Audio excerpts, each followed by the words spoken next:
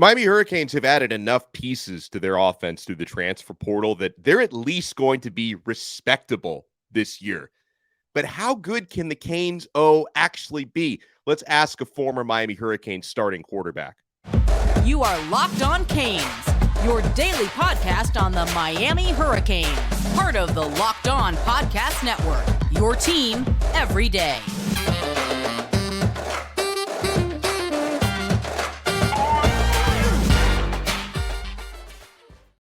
I am Alex Donno, your host, University of Miami alumnus, longtime South Florida sports radio vet, and contributor to allhurricanes.com.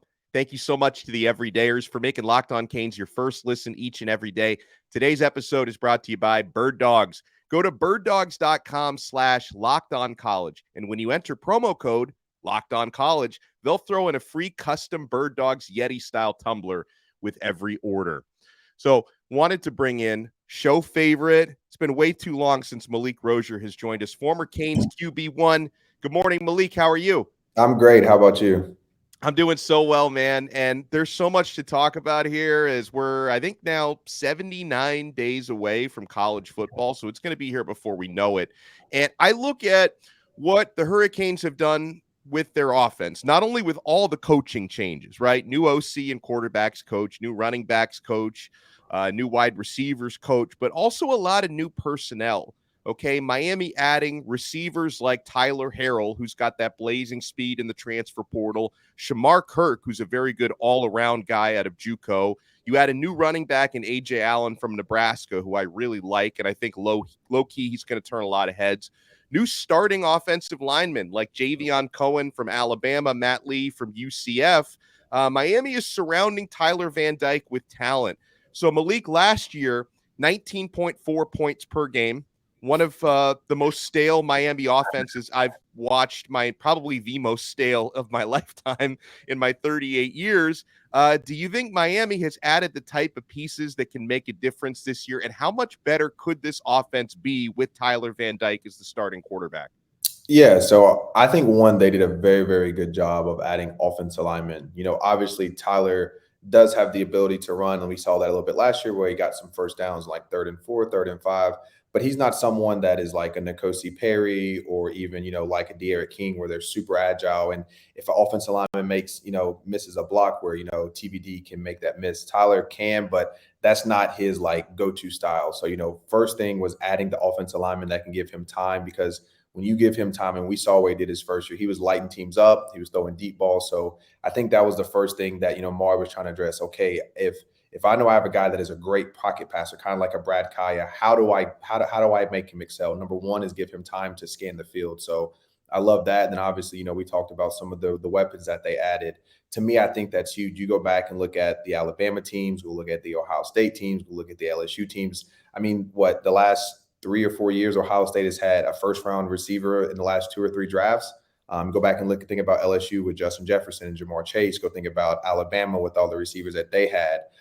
That's kind of where it starts too. So obviously I love the offensive line, the protection, because you do have a good quarterback. We just got to protect him. And now you're adding speed. Tyler runs a 4.2 40. Then you have a guy like Shemar that is super consistent. I think that's the thing that, Miami was missing last year. And I say that I was blessed enough to kind of have my safety valve. I had Braxton Berrios. I knew that was a guy, if he had 2 people on him, and as long as I put it somewhere where it hit his hands, he would catch it. I think that was something that obviously Kobe Young came around last year towards the end, but Tyler didn't have that, from the start to the beginning or from the start to the end. And I think that's something that he's going to have this year with some of the guys getting older. Obviously, with Kobe Young coming back, you're having, young guys like Jacoby George playing better. And then you add the transfer portal guys that's only going to do nothing but push, the guys that were there last year to become better, become more consistent. Because these guys from the portal are going to be hungry. They transferred to play. They didn't transfer to sit on the bench. So the guys that are currently on the roster, they understand that. So it's just going to elevate everyone's game. And I think that's the biggest thing that Mario is trying to do, is bring the best competition in, because you'll have guys that are very talented, but because they're not getting pushed, they're only going to stay at a certain level. To me, the best example was Jake Fromm. Think about this. Jake Fromm beat out Justin Fields. Jake Fromm beat out Jacob Eason. As soon as he had no one to compete against him his last year, he didn't play as well. And a lot of it is some people are just highly competitive guys. And you hear about the old Canes guys talking like, hey, it was harder on Greentree than it was in the games. And that was because the level of competition every day was so high that they always had to be competitive. And that's something that like I appreciate Mario for doing that. And that's what I see a lot of in the offensive portal side, obviously. Something I am opening up today's episode to questions from our listeners. We got a lot of good ones in our subtext community. And if you guys want to join our SMS community, you can click a link in the show description below, completely free for the first 14 days, And then if you want to opt in, $4.99 a month after that. We give you a lot of added value on there, breaking news, one-on-one, show previews and stuff. But, something you were talking about there, Malik, reminded me of a question we got from Derek in Nashville. When you talk about, quarterbacks pushing each other, Derek is wondering if Miami should have added a fourth scholarship quarterback in the portal. And he wants to know, in your opinion, if Emory and Jacurri Brown, what are you hearing or seeing regarding their development? And do you think Jacurri Brown can push Tyler Van Dyke, who's, the incumbent starter, but can Jacurri push him to be better? Kind of what you talked about there with Fromm. Yeah, I definitely think so. And I would say I would not be surprised if Jacurri Brown still had some 3rd and 1, some red zone packages. I mean, he is by far the most athletic kid on the offense. Maybe not the fastest. Obviously, we added Tyler. Tyler's probably the fastest. When you talk about someone that is big, strong, physical, can run fast, long strides, make people miss, Jacurri is someone that I think he will have plays that he is in the game. And I think he will push Tyler. I think it is a brotherly love, but it's also a competitive nature inside all of them. And obviously, we see what Emory can do. Emory is very accurate. So I think he's going to have a lot of young guys. I don't think it's going to be overly pressured where it's like they're going to take my job. But it's also like, hey, I'm the old guy. I got to set the standard. And I have 2 young guys that can spin it, that are athletic, that can make plays. And so I got to show them each and every day that I'm the better quarterback, that I'm the old guy, and that I run this room. So I think that's the kind of mindset that'll be more is like Tyler setting the standard. And, the guys underneath him, there'll be times where they're going to go 2 for 2, 3 for 3, 4 for 4. And Tyler has to kind of do the same thing, which I think he wants. If you're a real competitor, it's one reason why you come to Miami and you want that. You want, young guys that are pushing you to make you better, because to me, I think you're only going to be as good as the people around you and who you surround yourself with. Well, and by the way, we got a good question I want to get to on the other side. In addition to Tyler Van Dyke, which other playmakers on Miami's offense are going to benefit most from Shannon Dawson's offense, which should be a lot more open and a lot more fun to watch with those air raid principles? And I want to ask Malik, how much Kool-Aid is he drinking heading into next year? Because, I'm very conservative with this stuff. I haven't even given out a win-loss prediction yet for next season. I'm not sure if Malik subscribes to that, if he's taking a look at the schedule. So I want to get into that and more. Bottom line, folks, we've got QB1 with us, Malik Rosier, and we are only getting started. Keep it locked right here to Locked On Canes. I've got my Bird-Dog shorts on today. They make me look good. They make me feel good. And they're so perfect for summer, guys. Summer in South Florida. These shorts breathe. These shorts stretch. Bird-Dog stretch khaki shorts, they are designed to fit slimmer through the thigh and give your leg a truly sculpted look. Bird-Dog shorts do the exact same thing as Lululemon, but I'm telling you, they fit way better. I've tried both. They fit way better than those regular shorts that are made of a stiff, restricting cotton, because Birddogs fixed this issue by inventing cloud knit fabric that looks just like the khaki, but it stretches so you get a way slimmer fit without having to sacrifice movement. Birddogs also uses anti-stink sweat wicking fabric. Believe me, I need that down here in the South Florida heat. It keeps you cool and dry all day long. So folks, go to birddogs.com/LockedOnCollege. And if you enter our promo code LockedOnCollege, you get a free Yeti-style tumbler with your order. I use this thing every day as well. Keeps my drinks cold. It's great. That's birddogs.com/LockedOnCollege for a free Yeti-style tumbler. You won't want to take your Bird Dogs off. We promise you.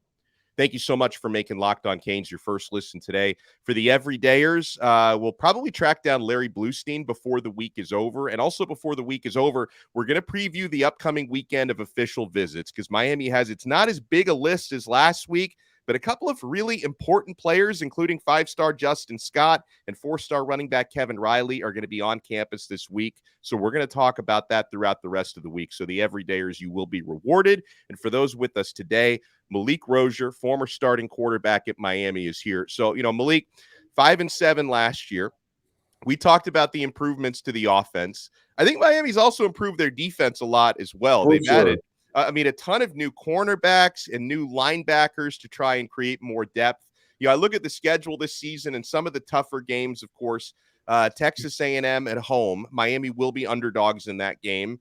You've got North Carolina on the road. You got Clemson at home. You got Florida State on the road. NC State on the road is going to be a tricky one as well. So you've got, Louisville as well, right? Yeah, I think that one's at home. Yeah, that one's at home. That one's going to be a good one too, because Louisville does not have the strongest schedule. And I'll say sometimes you can have a team that isn't as talented but has a ton of confidence, that's playing well, that things are clicking, and they're going to be a tough team. So I think Louisville is going to be a game that, like, they're going to have a pretty good record coming into South Florida. So right there, that's at least 6 games that are going to be really tough next year, Malik. So are you drinking the Kool-Aid? Because I see when I get comments on YouTube, I see anything ranging from, oh, we're going to be 5-7 again, just cancel the program, it's going to be terrible, to people who are like, I see 11 wins, Donno. I see 11 wins. I get some of those as well, Malik. How much do you think, how much better is this team going to be? Yeah, I would say that I think a mediocre season for us should be around 8-4. To me, I think that will be okay. Like, that's a good start. I think with some of the older guys that we have, a lot of the experience, obviously, Mario's experience, the staff that he brought in, like, I think there'll be some games that, we'll win. I think a really good year. I think there's 1 or 2 teams that it's, to me personally, so coming down to our defense. Obviously in the ACC, we have some very, very good quarterbacks like Drake May. Obviously FSU has a good quarterback with Travis. And so, the defense ability to keep those teams under 30 points is going to be really, really important. So that's where I think that, like, for me, I've always said, offense is when you games, defense is when you championships. And if we're trying to push for the ACC, we're going to have our defense play really, really good, because the ACC is an offensive type of conference. I would say the SEC is more defense. Obviously, their offense is coming around, but the ACC for a very long time has been known for an air raid, has been known for, having really good quarterbacks that get drafted very high.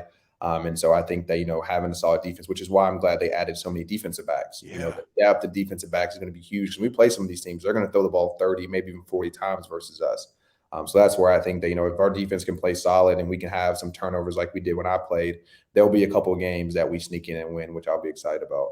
Yeah, I mean, let's talk about that defense, because Miami added 4 corners in the transfer portal, and at least 3 of those guys can compete for a starting spot, if not all 4, because I'm not sleeping on Jaden Davis either, or Jadeus Richard. Devontae Brown, I think, will start, and I like Demetrius Freeney, who they just added out of JUCO.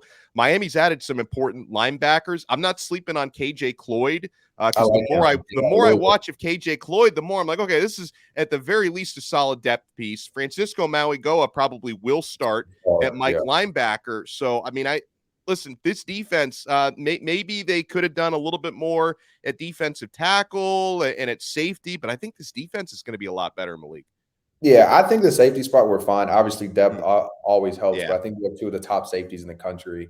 I'm not worried there. And the biggest reason why I like the corner spot is just because I think personally, whenever we play like FSU, North Carolina, teams like that, we're probably going to go a little more nickel. So we'll probably have, 3 defensive backs, 2 linebackers. So adding, 3 or 4 DBs really helps us, because I think, whenever I play, I remember Corn Elder always playing that dime and nickel position, being really, really good covering slot guys. So that's where I can see, one of those corners transitioning into kind of, hey, you'll be the second, third string corner, but you'll be our starting nickel. So that's where I think a lot of those guys will benefit from having so many defensive backs, is because we play in such an air raid offense. I love it. So I wanted to get back to the offense with this question.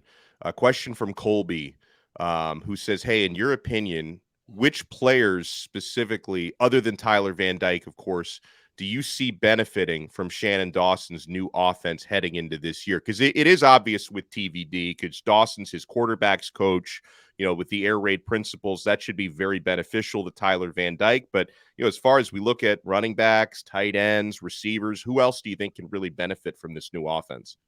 Yeah, so the 2 positions, and I think one's a person and the next is a position. So the one person I think is going to benefit from the most will be Xavier Restrepo. Oh, yes. You talk about someone that is outrageously smart. Dawson is a pure air raid, where obviously they teach a lot of route combinations. But if I had a guess, he probably teaches a lot of spacing. So finding grass, understanding zone, understanding where the weak points are on the defense. So, hey, you're running across, it's cover 2. once you get to the hash, you should probably throttle your route because there's going to be someone over there. So like the small nuances, the small attention to detail, I think that's what makes Xavier Restrepo thrive. He isn't the fastest on the team. He isn't the biggest, but when you watch him run routes, his routes are super clean. He does a great job of stemming. He does a lot of things right, which as like an offensive coordinator, where you're trying to run a pure air raid, you need those type of guys that really, really understand coverage. He reminds me, again, a lot of Braxton Berrios, someone that, as to me, is undervalued. But when you look at him, he plays a huge, huge part in the offense. And without him, a lot of things don't function properly. So I think Xavier Restrepo is one. And secondly, I think the running back room. You talk about a guy, Mario, that he added a new line. So you're talking about bigger guys, stronger guys up front. Obviously, Mario wants to be a run game. But when you go back and look at the way Dawson runs his offense, the running backs have a huge part in the pass game. You're going to see a lot of swing passes. You're going to see probably some screen game out to the running back. So, I think if you're a running back and you're looking at this offense lets you not only run the ball a lot, but show that you can have hands. Because if you're trying to transition into the NFL, you got to show not only can you run it, but you can also catch it out the backfield with how prevalent the pass game is. So that's why I really like this offense. I think that, Xavier Restrepo and really the running back group, to me, should have the two biggest benefits with the offensive line and obviously the way that Dawson likes to just get the ball in and out of the quarterback's hands really fast. Get this question in our subtext community from Salty Warrior. I don't know if we can fully answer this until we actually get into the season, Malik, but he says, I would like to hear about the cohesiveness of this team. Last year, coaches didn't seem to be communicating well, and obviously that had an effect on players, he said, how they were coached and developed. He says, is this staff now cohesive? And players and coaches with the one team, one fight type of attitude. So again, I don't know if we're really going to know. I'm seeing signs of it, Malik, in the offseason. We're not really going to know until they face a little adversity during the season, but I'm sure you can speak on how important that is, Malik. Like, when it comes to having a cohesive locker room and, a lot of players left and were replaced after last year.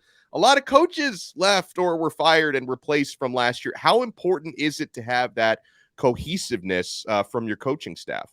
To me, I think that's probably the most undervalued part of college football, especially when you're talking about adding in a lot of new pieces. Again, a lot of times people aren't reinventing the wheel when they're talking about, hey, we're going to do a slide protection left, slide right, whether it's, half the line slides, half the line's playing man. A lot of times you're not doing anything crazy. Obviously, there are some coaches that, have unique offenses, but for the most part, a lot of people coach the same things.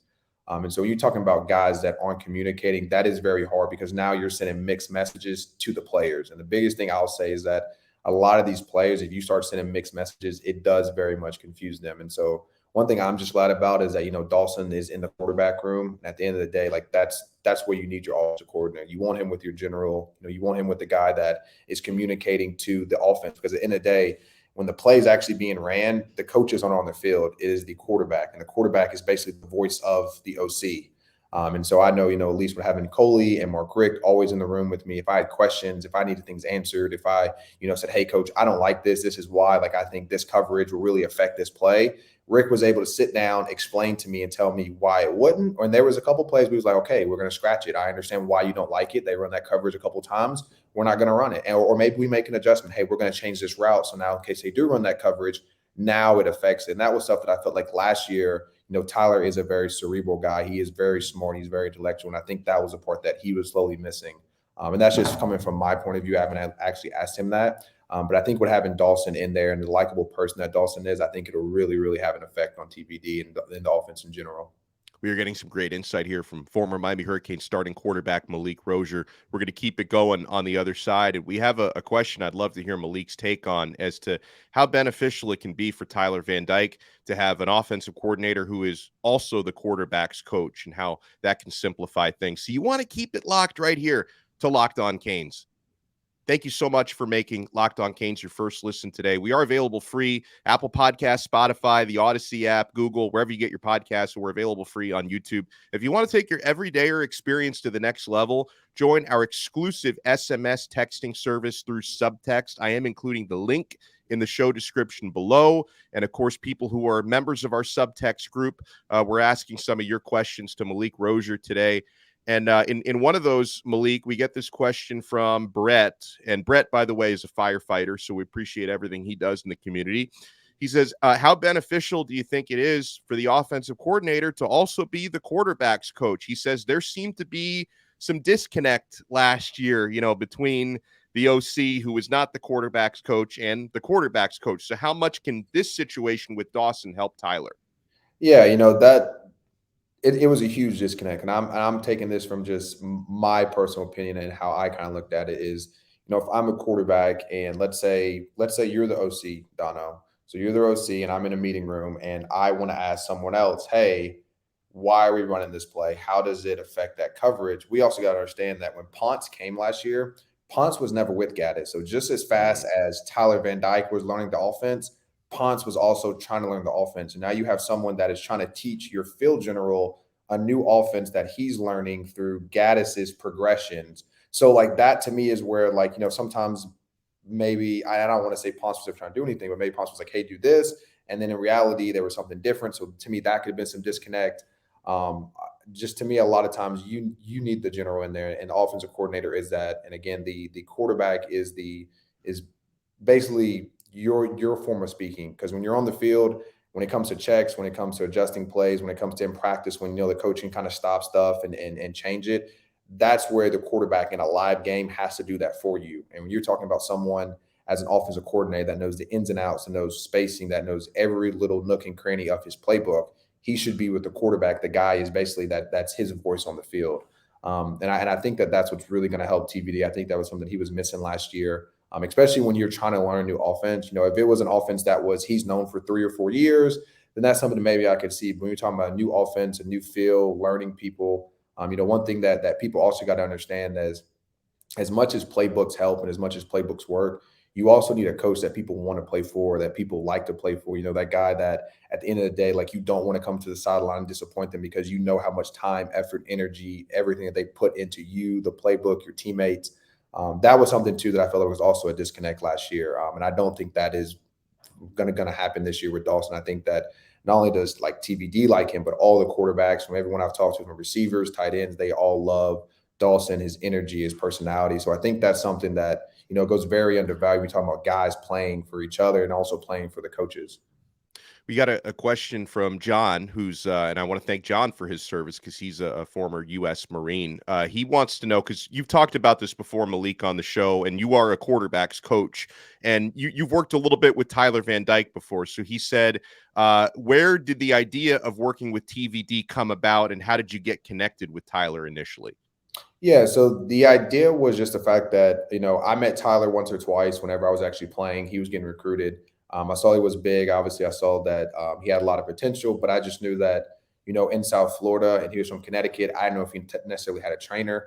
And so that's kind of when I reached out. That was when he was with Sean O'Dare at First Round Management. Sean O'Dare was a previous player. So I said, hey, Sean, you have connects to Tyler. Can you ask him if he has any trainers? As I would love to train him, help him out, give him all the help that I can. And that's kind of how we got connected. That's awesome. A couple of shout outs that came in for Malik. This one might even make him blush. We read the question earlier from Derek in Nashville, and Derek in Nashville said, hey, on a side note, I've had the pleasure of spending a bit of time with Malik in Alabama when he did a camp there. Outstanding young man, kind of man I'd want my daughters to date. Thank you, but yeah, I'm not dating right now. I'm got lots to focus on, but I appreciate you. How about that?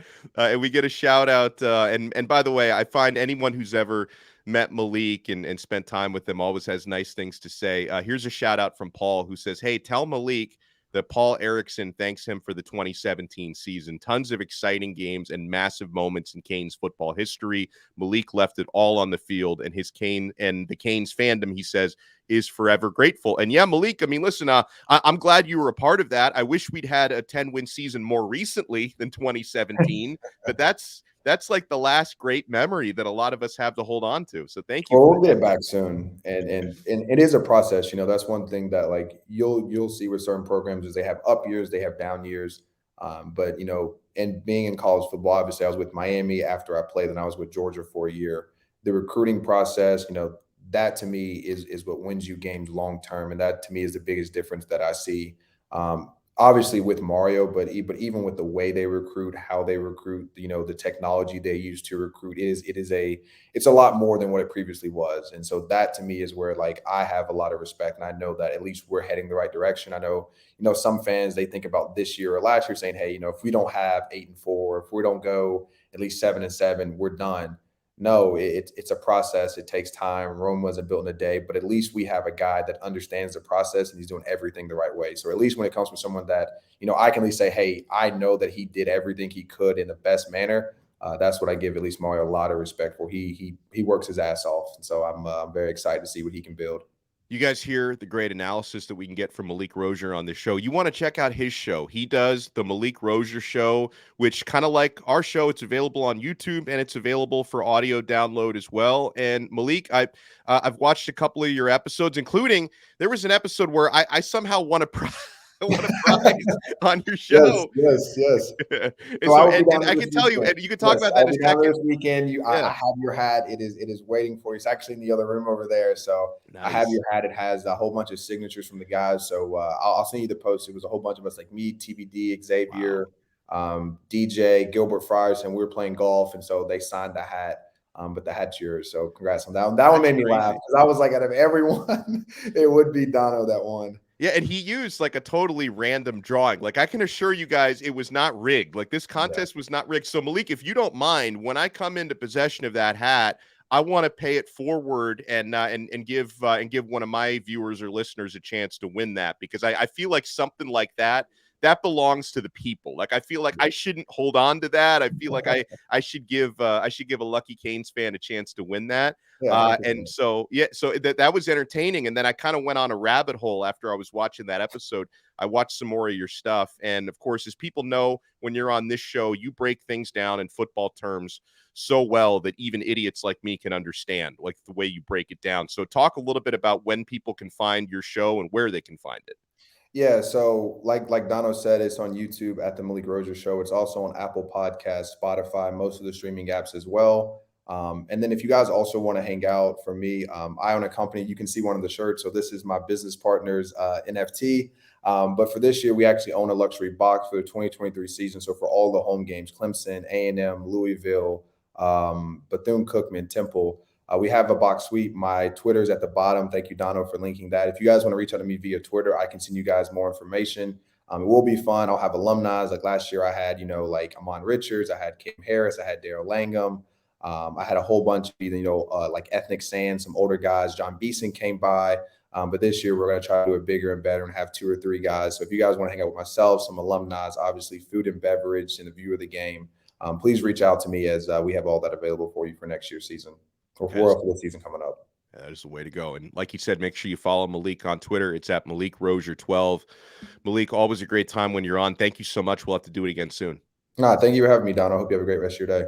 Thanks, everyone, for watching and for listening. Be sure, if you're watching on YouTube, hit that thumbs up button, hit the like button, subscribe to our channel. And if you're listening to the audio version, whether it's Apple, Spotify, Google, Odyssey app, wherever you get your pods, make sure to subscribe. And we will talk to you again next time on another episode of Locked On Canes, part of the awesome Locked On Podcast Network, your team every day.